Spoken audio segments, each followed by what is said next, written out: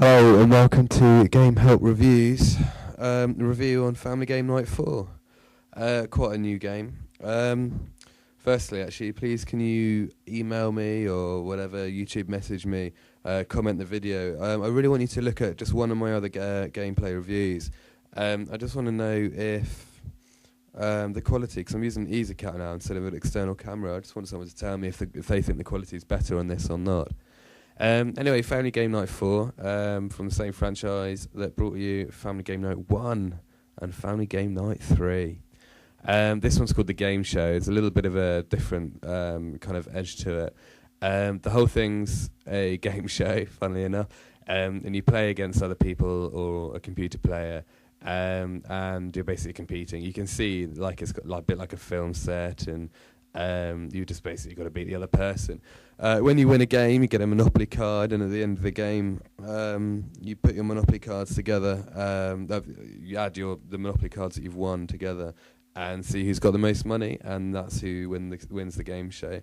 It's a bit of a stupid way of doing it because there's always an anomaly card, and most of the time, when I have all the cards and the computer player has one, they get the anomaly card. I get like 1,500 points, and they somehow in that card got 25,000 or something. So a bit strange. Right, there are 5 games. You got Bop It. As you can see now, you just got to move certain bits on the controller along with a drum beat, and you've got to try and hit them all where the other player misses them. It's a pretty basic game. Bop It on its own is a really brilliant game. As in the actual, the Hasbro one, not the one in this game. Yeah, it's all right. There's not really much to say. Then the second game, I'll talk through them before you see them. You got Sorry Sliders. That's such a tedious game. Same as Sorry Sliders before. It's no different at all, except for Mr. Potato Head wears a sorry slider on his head. I think that's the difference. Third one, Yahtzee Bowling. Yahtzee Bowling's alright the first couple of times. It's basically Yahtzee, but instead of having dice, you have pins with numbers on, and you just bowl them over and try and get the best numbers that you can. It might as well just be Yahtzee because there's no skill to the bowling. It doesn't matter where you bowl your ball, you'll always knock them all over. You cannot physically not knock all over all the dice. So it's just like normal Yahtzee, but with a big ball instead. Next one, you got Scrabble Flash. This is undoubtedly the best game. You get 5 Scrabble letters, and you got to try and make the longer words than the other players to get points. There is a horrible glitch with that, and I'll tell you when you get to it. The last game is Connect 4 Basketball. It's not as fun as it should be, but it's probably, apart from the anagram game, the Scrabble game, the best game in here. Instead of playing Connect 4 normally, you shoot your ball before the other opponent, and see if you can get 4 in a row before them. So same kind of concept, but not quite the same game. So move onto trophies, which realistically the only people who get this game are people who want the trophies. If you do want it for fun, please don't. As a running trend in all of my reviews, I tend to find myself reviewing really crap games. There is a reason for this. Decent games have already got millions of reviews with loads of hits by people who get given the game before it's come out to review them and paid a lot of money to give it a good review. Whereas I don't get paid anything. So I guess the developers don't want a review done on their game, really, because it is so bad. So if you see it in my list, it tends to mean it's a warning not to play. But be careful, because they're not all reviews. Some of them are trophy guys. Yeah, so please don't buy it. Once you've played the game once, which is still tedious, you've played it, you might as well play it 100 times. You won't get anything more out of it. After, I'd say with a partner, I enjoy playing it maybe twice the game show. Each game show takes 12 minutes, and you play one of each game, then it's over.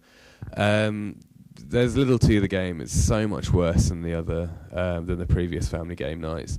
The previous ones, even Mousetrap. I don't know if anyone remembers trying to get the trophy for doing the Mousetrap, where you never seem to be able to win.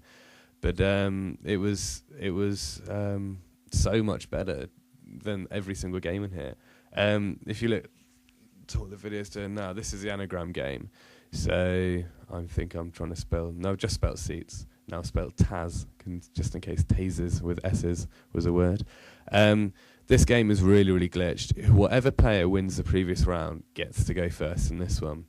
As long as player one, as long as the first player who goes doesn't score 3 pointers every single time, and the other player 5 pointers, only the player who goes first can win. Because for some reason they've done it that the player who goes first takes the first go and the last go, and because it's only 5 letters, chances are you're both gonna get an average of 4 points per go. So you're gonna have a pretty close score at the end of it. And if you get the first go and the last go, it means that the player 2 is missing a go. So if you can understand what I mean, it's impossible for the second player, or the player that takes a second turn in this, to win this game. It's really, really, really stupid. Most of the games, well, for all the games aren't timed, but you have a time to take your go. As I say, this is the best game. From a trophy point of view, really horrible, really, really horrible. One of the worst platinums I've ever got. Only takes 10 hours, which really isn't that bad. You'd expect to see the basketball, by the way. 10 hours for a platinum is actually pretty damn good. And there's loads of things in the forums saying how, it's a horribly long platinum, and loads of people say, oh, you should try playing rugby league or whatever. Yeah, I agree that rugby league is a long, 50, 60 hour platinum, and that's if you're lucky. But you're not going to play that game if you don't enjoy playing rugby, or rugby on the console. So this, most people play this, people who want trophies, are not people who want to who have a lifelong obsession with the sport of Connect 4 basketball. But the worst trophy and the last trophy, definitely the last trophy you'll get, is complete 50 game shows. Now, wait till the end of this video and have a little think about the game, and then imagine playing this video and watching it 49 more times. The only saving grace for you is I haven't put the audio of the PlayStation 3 on the game, on the video, so you don't have to listen to Mr. Potato Head chatting to some annoying over-the-top American, nothing wrong with Americans, but incredibly fake, that sort of Ratchet and Clank, really put-on American accent voice, like that, but 100 times worse. Over and over. There's no difference in dialogue. It's the same thing every time. And it just gets to play it 50 times is just ridiculous. But if you want the platinum, you got to do it, which unfortunately I'm sad enough to do. I think this was my 78th platinum, I think. But it was. It's not the absolute worst platinum I've ever done, but it's definitely the most mind-numbing. 10 hours of this. Just look at it. Just 10 hours non-stop at this. You can't skip half of the gameplay videos. You can some of them. This bowling one you'll see. I think I'll just show you kind of moving about. It doesn't matter where you roll from. You cannot miss hitting all of them. This is the one game that I didn't mind too much boosting for 50 games. Main reason being because you can skip player 2's go. So the other good thing about the playing 50 games is you don't have to win. So you can just kind of sit back and put some music on, switch out to the XMB, put some music on, go back in to the game and just play it. And it kind of makes it a little less tedious. Just, what more can I say? The graphics are terrible. It might as well be playing on the Wii. I really don't see any difference between the graphics, and especially with all the capabilities of the PlayStation. This is a brand new game. And what's more, it's a £40 retail game, and I was so close to buying it because I had a £50 Game Station voucher and I traded in Uncharted 3 and I finished it. And among other things, obviously I didn't get 50 quid for that, and I so nearly bought it, and then I just put it on the Love Film account, or Gamefly if you're American. Got it sent to me, and I'm so glad I didn't pay 50 quid on it. But all the games you have to win, it's the best of 3. And it's probably as boring as my voice is right now because I don't really know what else to say about it. There are the little trophies that you have to try and get, like in this bowl 600 pins. One thing I really would recommend is for the first kind of 20 games, make sure you play 2 players and keep on throwing back your pins, because if you don't get that 600 pin in your 50 games, well, you're going to have to do more games. Second player can get every single trophy in this game. So until you've got that, and another trophy which is earn 1,500 points lifetime in Scrabble. Each player normally gets about 25 points in a game of Scrabble. So and that's if you get decent letters. So 2 players, you're getting 50 a time. Well, that's only what's that, like 30 games to play before you can get that. Correct me if I'm wrong, but I really can't be bothered to work it out. So I would recommend playing 2 player for the first 30, and then the last 20 you can do it 1 player. This is a horrible, tedious bit. This isn't really, all you're doing is totaling up your points, but it takes about 2 minutes to do it, and when you're playing it 50 times, it's really, really tiring.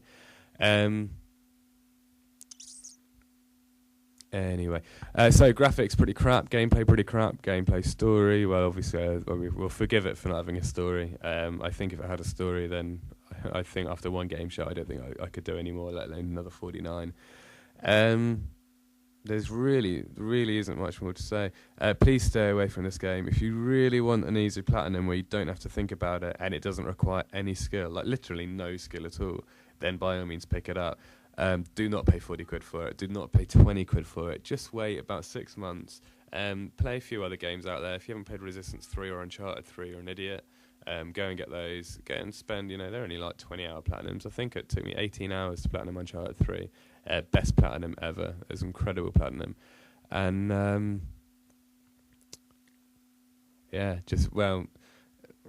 go into game and go and steal it. That's my only advice. The only way you're going to be on top in this game is if you steal it. But hey, easy platinum, give it 1 out of 10 for gameplay. For trophy, I'll give it 8 out of 10. I wish I could give it less. But there you go. There's me proving I got a platinum. Yay. Yeah, I wish I could give it less, but because it's only 10 hours and it requires no skill, I can't give any. I should really be giving it 10, but I take trophy enjoyability and self-worth into account. Well, thanks for listening. As always, please comment and subscribe or fuck off. And please, if you have any video requests, please ask me. Thanks for watching. Bye-bye.